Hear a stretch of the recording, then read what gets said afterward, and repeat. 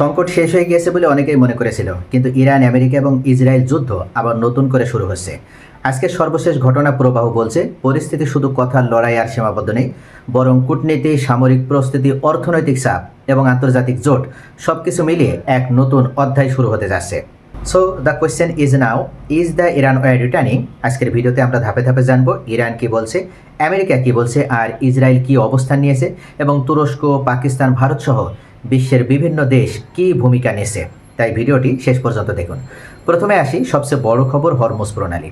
Iran স্পষ্ট জানিয়ে দিয়েছে তার আর হরমুজ প্রণালী কোনোভাবেই খুলবে না, এবং ততক্ষণ পর্যন্ত হরমুজ প্রণালী বন্ধ থাকবে যতক্ষণ পর্যন্ত না আমেরিকা তাদের ব্লকেড উঠিয়ে না নেবে। এই বক্তব্য শুধু একটি হুমকি নয়, বরং পুরো বিশ্বের জন্য একটি বড় বার্তা, কারণ পৃথিবীর সবচেয়ে গুরুত্বপূর্ণ তেল পরিবহন রুটগুলোর একটি হলো এই হরমুজ প্রণালী। ইতিমধ্যে এই হরমুজ প্রণালী খোলার কথা শুনে যেমন তেলের বাজারে ব্যারেল প্রতি মূল্য কমে গিয়েছিল, ঠিক তেমনইভাবে গতকাল যখন ইরান আবার রাত 12টার পরে এই হরমুজ প্রণালী সম্পূর্ণভাবে বন্ধ করে দিয়েছে, ঠিক তার পরপরই oil prices will jump and global markets will shake and shipping cost will rise. অর্থাৎ সব জায়গায় আবার চরমভাবে একটা বিধ্বস্ত রূপ আমরা দেখতে পাচ্ছি। শুধু মধ্যপ্রাচ্য নয়, পুরো বিশ্বের অর্থনীতিতে এর প্রভাব পড়েছে। বাংলাদেশ সহ অনেক দেশেও জ্বালানি ও পণ্যের দাম বৃদ্ধি পেয়েছে।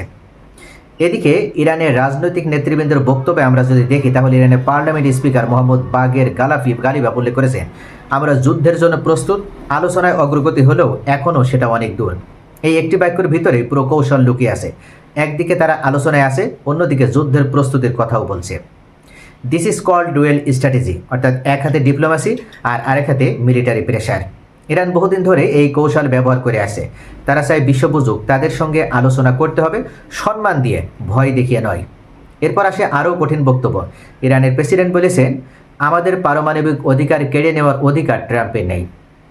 এই ডোনাল্ড ট্রাম্প পাগলামি করে একের পর এক উল্লেখ করেছিল যে ইরান তাদের পারমাণবিক কর্মসূচি পরিচালনা করার জন্য 450 থেকে 500 কেজি যে ইউরেনিয়াম মজুত করেছিল, সেটা তারা বিনা শর্তে আমেরিকার হাতে তুলে দিতে রাজি আছে, এবং এই কারণেই নাকি তারা শেষ পর্যন্ত এই সিজ ফায়ার করছে, এমনকি স্থায়ীভাবে যুদ্ধবিরতি করতে যাচ্ছে। অর্থাৎ এ ধরনের একটা ওলট পালট বা যখন তার যেটা মনে এসেছে এই ধরনের কোনো ধরনের শর্ত ছাড়া, যুক্তি ছাড়া কথা বলার কারণে কিন্তু আজকে ইরান তারা তেলে বেগুনে জ্বলে উঠেছে, এবং শেষ পর্যন্ত যে হরমুজ প্রণালী খুলে দিয়েছিল সেটা আবার তারা নতুন করে সম্পূর্ণভাবে বন্ধ ঘোষণা করে দিল। এই বক্তব্যের অর্থ খুবই স্পষ্ট। ইরান তাদের পারমাণবিক কর্মসূচিতে জাতীয় অধিকার হিসেবে দেখাতে চাইছে। তারা বলতে চাচ্ছে এটি কোনো আমেরিকান প্রেসিডেন্টের সিদ্ধান্তে বন্ধ হবে না।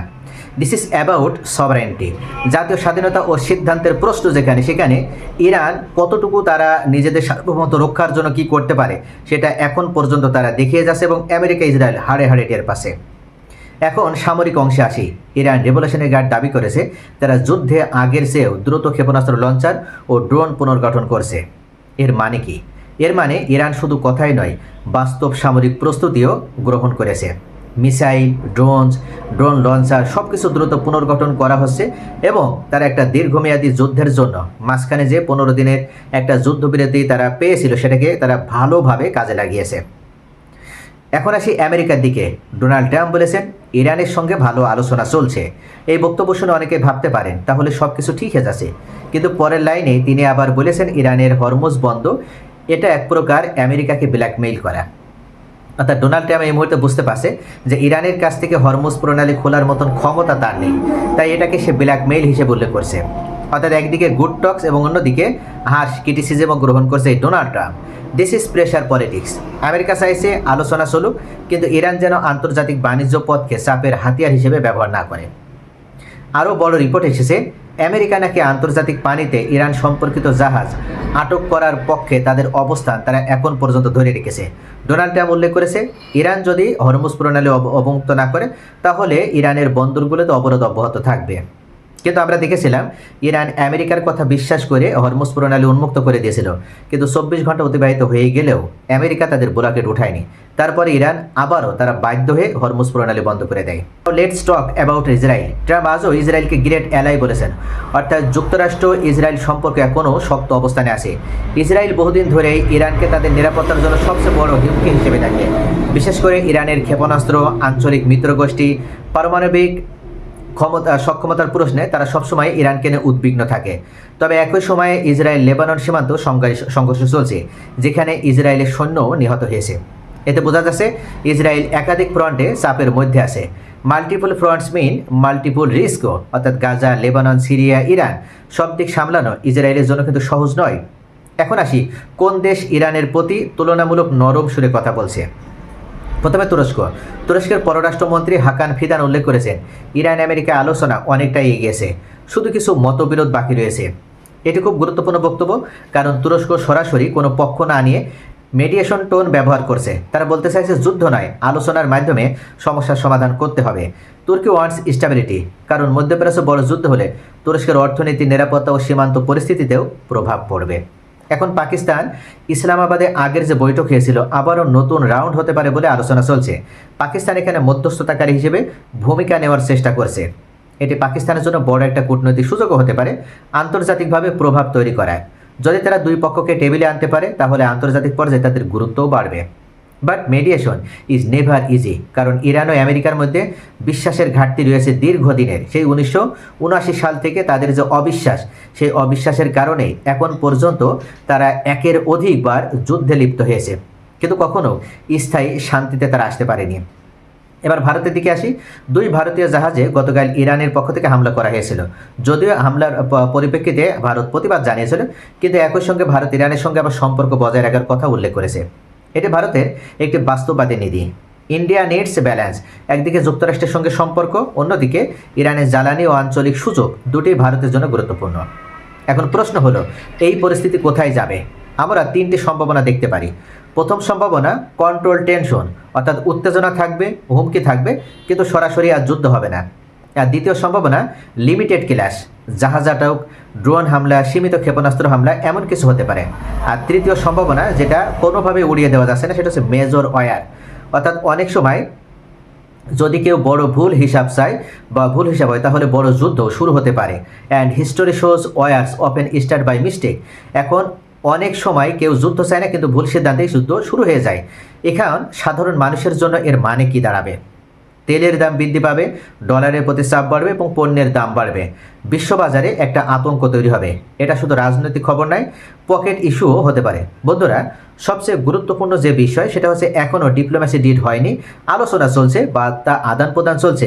তৃতীয় পক্ষ দেশগুলো এখনও পর্যন্ত চেষ্টা চালিয়ে যাচ্ছে, কেননা 21 তারিখ পর্যন্ত, অর্থাৎ এখনও 48 ঘন্টার সময় আছে ইরান এবং আমেরিকা ইসলামাবাদে বা পাকিস্তানে এই স্থায়ী যুদ্ধবিরতির জন্য, স্থায়ী শান্ত চুক্তি নিয়ে একটা ফাইনাল আলোচনায় উপনীত হওয়ার জন্য। কিন্তু একই সঙ্গে আমরা দেখতে পাচ্ছি যেভাবে আমেরিকা বা ডোনাল্ড ট্রাম্প এক এক সময় এক এক কথা বলছে, তাতে করে ইরান কোনোভাবে তাদের প্রতি আর বিশ্বাস রাখতে পারছে না। স্পিকার মোহাম্মদ বাগের গালিবাফ সেটা উল্লেখ করেছে যে I can not believe you. ইনি সরাসরি জেডি ভ্যান্সকে উদ্দেশ্য করে উল্লেখ করেছিলেন। অর্থাৎ আমেরিকা এখন এক কথা তো অন্য সময় অন্য কথা বলে। আপনাকে শান্তভাবে বুঝিয়ে আপনার কাছ থেকে দাবি আদায় করে নেবে, পরবর্তীতে আবার আপনাকে সেটার জন্য দোষ দিবে। এটাই হচ্ছে আমেরিকার মূল ফরেন পলিসি। তাদের ফরেন পলিসিতে ইসরায়েল ফার্স্ট এই নীতি তারা যতক্ষণ পর্যন্ত বিসর্জন না দিতে পারছে, গিভ আপ করতে না পারছে, ততক্ষণ পর্যন্ত ইরান আর তাদেরকে বিশ্বাস করবে না। গোটা মধ্যপ্রাচ্য আমেরিকা এবং ইসরায়েলের পক্ষে থাকলেও তারা সকলে ঐক্যবদ্ধভাবে স্থল অভিযান চালালেও ইরান তাতে রাজি আছে, কিন্তু কোনোভাবে আর আমেরিকাকে বিশ্বাস করে আমেরিকার কথায় তারা প্রলুব্ধ হতে চায় না।